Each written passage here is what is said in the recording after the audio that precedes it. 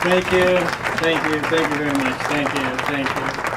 That's right, it's circle time today. This is a game plan. I'm getting this out to you early. It's not all here. I'm going to work on the other stuff tonight. There's only 2 more pages before these. So we're circling Monday, circle day. Tuesday is quiz day. And Wednesday is our transition day, where I get the quizzes and you start getting the new stuff, okay? So, I kind of have a good plan here. You're going to see how it goes. It should go fast. Remember, you are in control of pausing it. So today, wait, we didn't have the joke of the day. Here we go. Alexa, tell me a joke. What do you call a herd of cows flying to Omaha? Steaks on a plane. Steaks on a plane. Omaha joke. Yeah, okay. So, today we're circling first the 3 worksheets. Worksheet 3, Worksheet 7, Worksheet 8. Then we're going to do Note Worksheet 1, which has Note Worksheet 2 on the back. Then we got Note Worksheet 2.5, which has Note Worksheet 3 on the back. I have my pointer here. I have stuff with numbers on it. Here's 409. And if we need it, here's number 100. If I had more time, I'd have more numbers. So I put them up here. So this is how we're going to do it. Right here, I'm going to click this. And that's right, we're starting with this one. So, let's go. Alright, this way I have the light shining on me. You see a white screen, all the numbers are going to be over here. And I got to get my sheet. Look at that, they're right in my hand. Okay, Note Worksheet 3, circle number 3. And the answer is Industrial Revolution. The question is, what do we call the change from agriculture to an industrial economy? Industrial Revolution. Next one is number 8.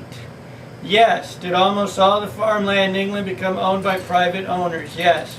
Number 9, daily wage. So when the wealthy landowners start paying the hired small farms a daily wage? And number 13, what powered all these new technologies? Steam engine. And number 14, what was the new source of energy? Coal. And number 20, what became densely packed during the industrialization? Cities. Number 22, were some people forced to work in factories in dangerous conditions? Yes. 23, how many hours a day do some workers have to work? 14 or more. Right there, 14 or more. And that's what I thought. So, if you need to pause it now. Otherwise, we're moving on. Number 24, who, because of the size and familiarity with looms, work long hours for less? Women and children. Women and children. Turn the page. Number 31, whose wages would be the lowest? Children. Next one, we're taking a big jump down to number 32. By the mid-19th century, about how many employees in mills and coal mines were under 10? 20%. Whoa. And right below that is number 37. What the life expectancy for working class, high or low? Very low. And now we go to the next page. That's it. Okay, set that one aside. Now you guessed it, the next one is Worksheet 7. So make sure you have that Worksheet 7 over 8. We're going to move on while you get it. You can pause it. First one to circle is 25. How long did Leo XIII reign? 25 years. And the second one to the right, how many encyclicals do you write? 87. So if you take 409 and you subtract 300 and some, you're going to get 87. Okay? Let's keep going. Number 7. What do we call the new humanistic mindset devoid of any spiritual or religious component? Secular humanism. Secular humanism. We've had that before. And after that one is number 8. What does secular humanism put in place of God, man? And let's keep going. We're doing good. Number 11, if the world does not reflect the eternal wisdom and law of God, then do standards of governing rightly apply from right from wrong? For governing right from wrong apply? The answer is no. The important part, the answer is no. Number 13, did secular humanism influence nearly every discipline from science to politics, and still does, I might add? Yes. Number 14, whose encyclicals respond to secular humanism from a Christian perspective? You guessed it, our favorite Pope, Leo the 13th. Leo the 13th. We've seen a lot of him. He's pretty awesome. So what's after 14? We're going to take a small jump down to number 20. Did Darwin's theory influence 19th and 20th century and 21st century thought? Yes. And number 22. What did natural selection weed out? The weak, poor, and lower class. And obviously that's worth 3 points. Weak, poor, and lower class. So, we're going to turn the page. Pause it if you need it. I'm turning my page. Okay, here we go. Same worksheet, back side. We don't have too many on this side. 38. What kind of vision did communists offer? Utopian, perfect world. That's what they offered.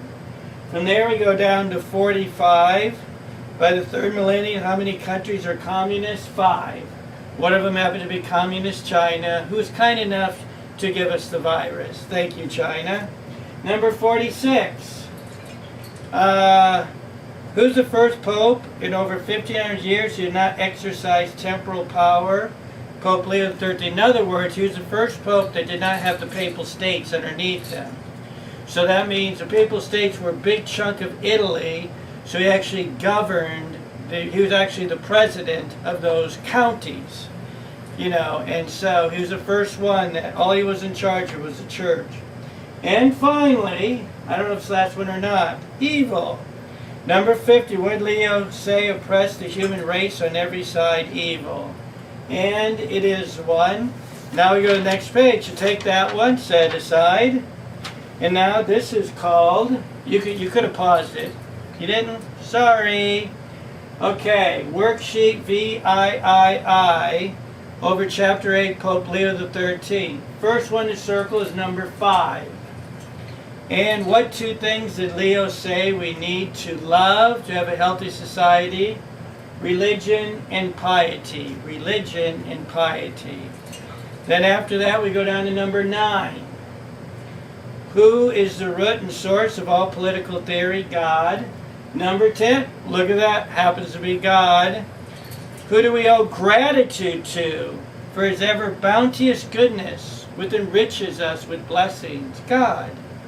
Number 11, did Leo XIII say to separate the church from legitimate political change and modernization? Did he say it's okay to separate it, in other words? The answer is no. Number 12, did Leo endorse any specific form of government? No, he did not. We're talking about his fight against socialism. He criticized capitalism too, but socialism was way worse.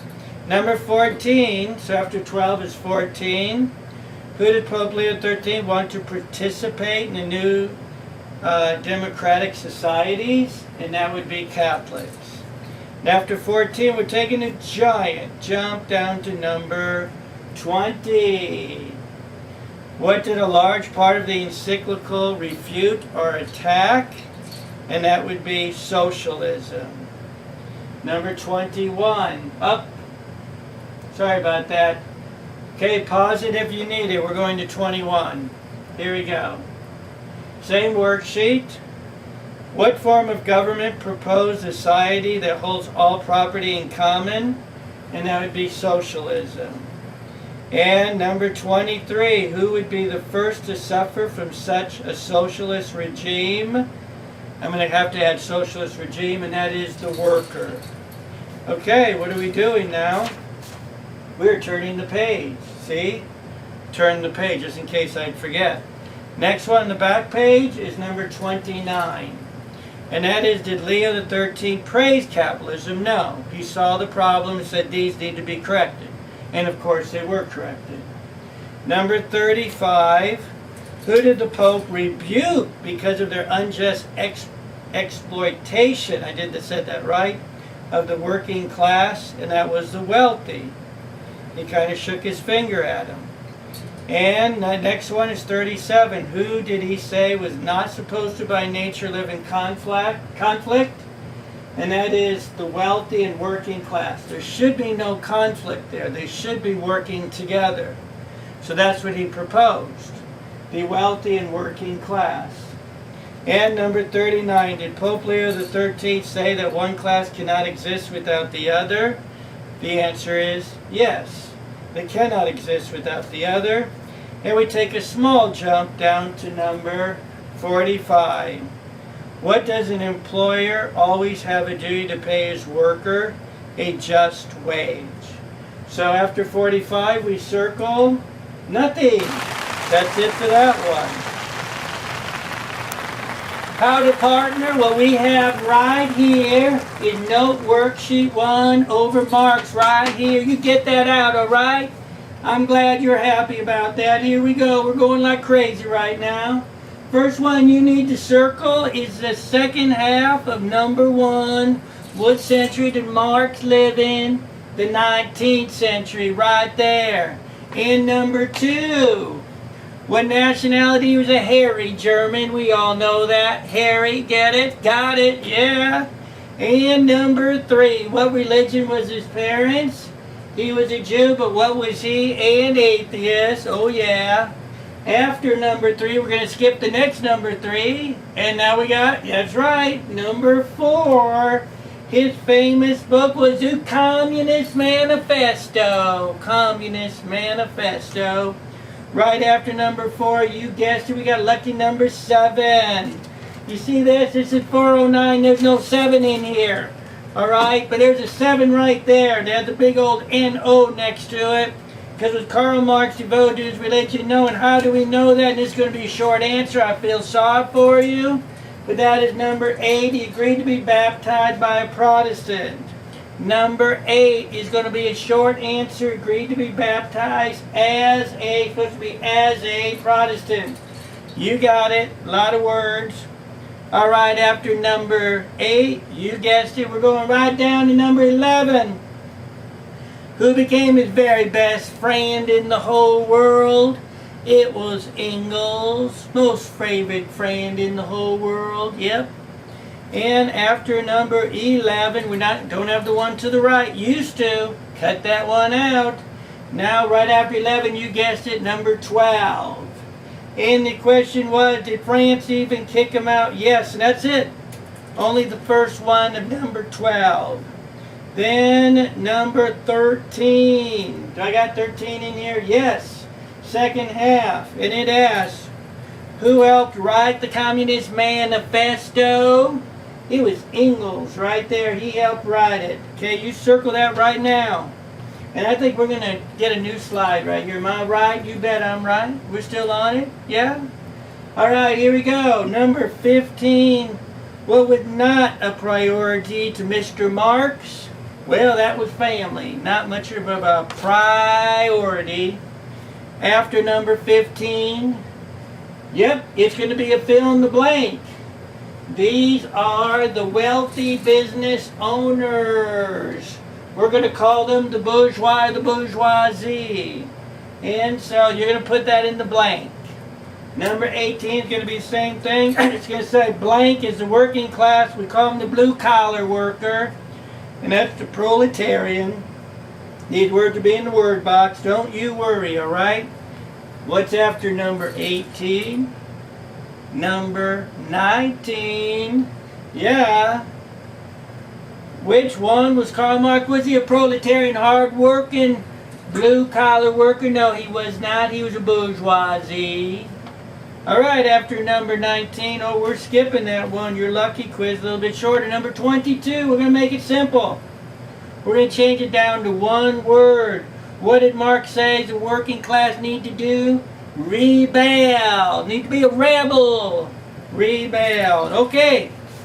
turn the page. And you got, what do you got on the back side? Oh, turn the page.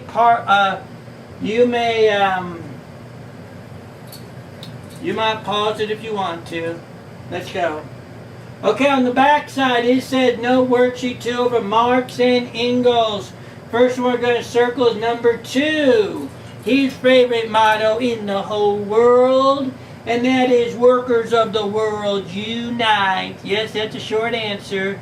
Make sure you make a flashcard of that. You should be making flashcards tonight. You got all day tomorrow too. All day tomorrow to study. Let's keep going. Number 3. And that is, what does Marx say is the cause of all the wars? Economics. Economics.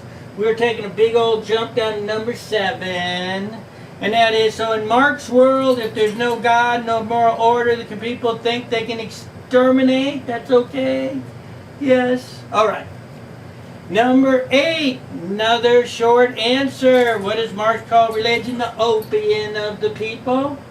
The opium of the people is what he calls religion. Number 8. That's a yes, sir. Was Marx known for hating religion, everything he stood for? Oh, yeah. Number 10. Did Marx believe in marriage? Nope.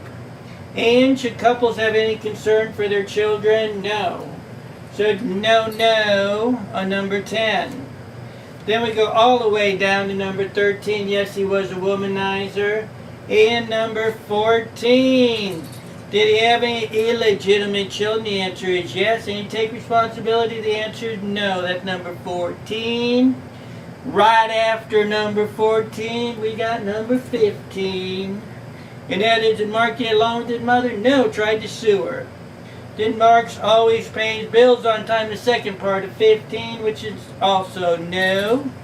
And number 16, did Marx have a temper? You bet. You bet he did. But we're not going to ask how many people were at his funeral, okay? Just that he had a temper. Didn't get along with people very good. And here we go. You can pause it if you need it. Pause it now. We're moving on. No worksheet number 2, Marx and Engels. Yep, that's what it says right here. What's the next one? I lost track. Number 17, who gave the eulogy at Marx's funeral? Was it Marx? No, he's dead. It gotta be Friedrich Engels. I think we all know that. And guess who's next? Imagine that. Friedrich Engels is next. All right, go to the right. His century is the 19th century also. And number 20, his nationality was a hairy German, or you put German. Number 20, and that's it. That's it. Next note worksheet, we're just going to toss that right there. What's the next one called? You got pause it if you need it. Here we go. It's called Note Worksheet 2.5, Marx and Engels. Ready for this? Also, we will use the Chinese, boys. Oh, sorry, lost my hat. All right, here we go. Let's continue. There we go. Number 24. What class of people was Engels born into? Bourgeoisie, very wealthy businessman.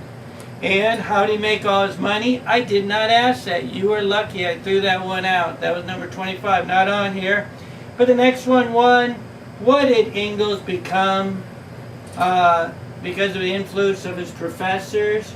He became a proud atheist. I'm a proud atheist. That was number 28. You know why I know it's 28? It says 28. What it doesn't say is 409, okay? Does not say that. Also does not say 100. Okay, here we go. Next one I think is 29. That's right.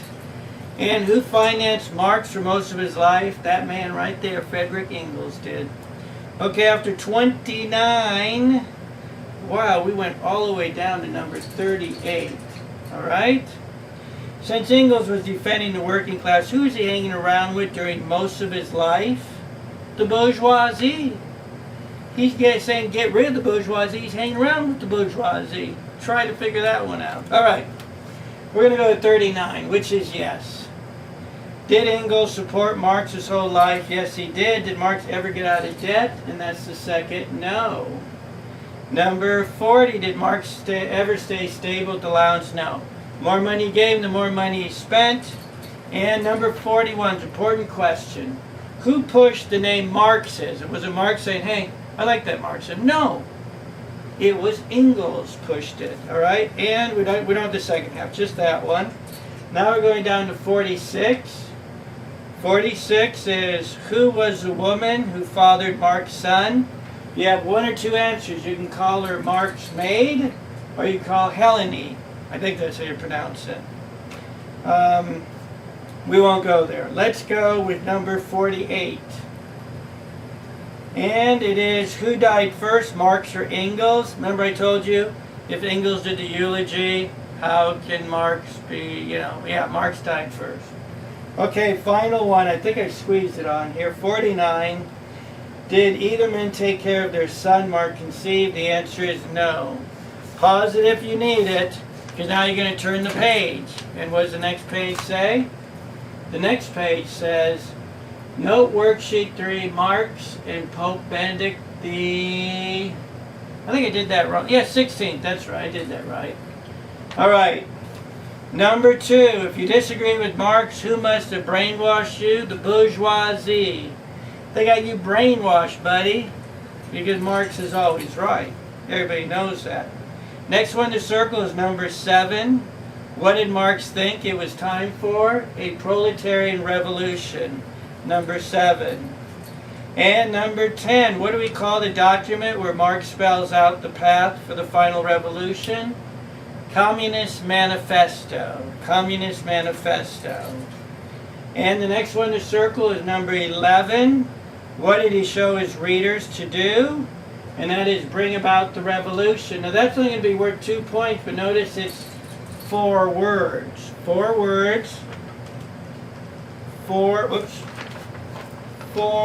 words, all right? 4 words for number 11. Okay, let's keep going. Number 12. Did Marx presume that with the appropriate ruling class that everything would just fall into place? The answer is yes. And number 14, was Marx dumb enough to believe that all would desire the best for one another? That's what he said. That's more the complete sentence. Did Marx really believe that everyone, once they had all their moolah, they would desire what's best for others? And he really did believe it. The answer is yes. Number 14. Number 15, who put Marxism into action? So Marx was around for a while. People said it's really cool. They need somebody to actually implement it. That man is your friend and mine, Lenin. And the country, which is right next to it, I still put the number 16, was Russia. The first experiment of communism. And after 50 is number 17. After the revolution, what did Marx say must follow for a little while? We had that a second time, a dictatorship. Okay, so got that one down. Number 19, did Marx not give instructions on how the utopia would need to be governed? And the answer is he didn't give instructions. He said once the utopia is there, it's all going to work out. Everybody's been holding hands saying kumbaya. So the answer there is yes. I either got another one down here, I'm going to the next slide. And we got one more, then we go to the next slide. What did the Pope say was his fundamental error? And that was materialism. He thought that all people needed were material things, that was the source of all happiness. That is where he failed. And finally, the last question we're circling here is number 23, which is a long, short answer. What do we mean when we say that Marx is a materialist? And that is, man is only a material creature with no soul. So that's 1, 2, 3, 4, 5, 6, 7, 8, 9 words. Oh, that's going to be 9? Yes, 9 words. All right. So man is only a material creature with no soul. All right. There's 2 more worksheets to circle. because of my schedule, it's probably not going to be on YouTube till later tonight, maybe tomorrow morning. So I'm going to make a few changes there. Once again, please circle. And Tuesday is our goal to take the quiz. All right, I guess that's it. We'll see you guys in the next video. Thank you for the applause. Thank you.